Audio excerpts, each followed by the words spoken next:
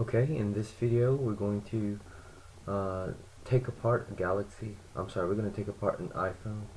As you can see, it's working perfectly. The touchscreen works perfectly. It's a good phone. So I just wanted to show you what happens when we disconnect or remove certain micro parts. And this is just to help you when it comes to future diagnosis, so you can understand if something doesn't work, what is most likely causing it. And this is all assuming that it's not software, which I'll explain in the last lecture of this section. So as you can see, right now everything's still working. All the buttons work perfectly fine, and I do apologize about the cutoff screen, but basically everything's working 100%. The power button, everything. Okay, so let's just slide off this back cover. We're going to remove the motherboard shell that covers 6 of the flex cables, the digitizer, the LCD, the back camera, and also the front camera, the power button, and the volume keys. So I'm just going to go ahead and remove all these screws. I'm going to take off the motherboard shell.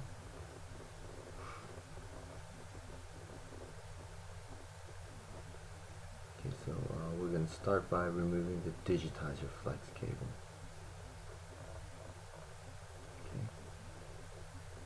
Now the LCD works, but now as you can see, the touch doesn't work. Okay, so if someone's touchscreen doesn't work with an iPhone, that's something you might want to try. Reattaching. Now we're going to remove the LCD, and you can hear it power on, but no matter how many times I hit the power button, nothing, nada. I'm not getting any display.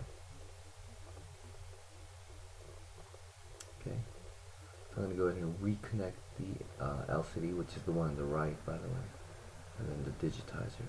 It just snapped on, and as you can see, now we have both working. Just to give you a rough idea. So once again, if a customer ever comes in with a faulty screen, those are things you want to check out. So right now we removed the bottom cable. Okay. That one was the volume keys and the silent key. No matter how many times I hit the volume keys, as you can see, nothing, nada, no response. So I'm going to go ahead and, while I'm at it, disconnect the middle key as well. No, I'm sorry, the middle flex. Okay.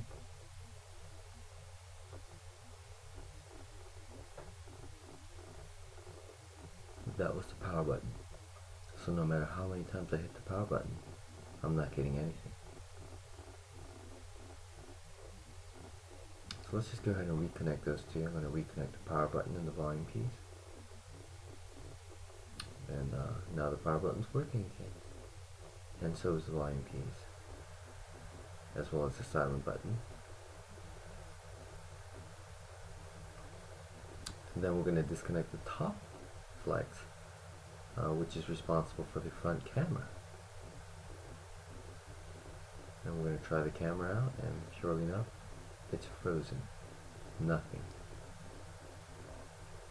We're not getting any response.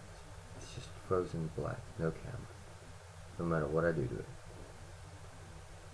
So these are just rough ideas of how you can use process of elimination, logic, and begin to diagnose phones by being aware and familiar with the different microparts, as I just showed you about 5 of them. And when you really understand the microparts, and you're aware of the assembly of the phone, diagnosing should really just come pretty easily. You should be able to determine whatever the issue is, what's causing it. For example, we have the battery here, and the battery flex, the charging port, and the loudspeaker are all connected via this charging dock flex as well. So if that was disconnected or damaged, you wouldn't be able to charge it. You wouldn't hear anything either. And then it also has the antenna connected via snake. Um, that one's the Wi-Fi antenna. There's two antennas, and that one's the signal antenna. Okay, so if you're not getting any signal, it's that little snake cable that needs to be replaced. Alright, good luck. Oh, and that's the watermark sticker, by the way.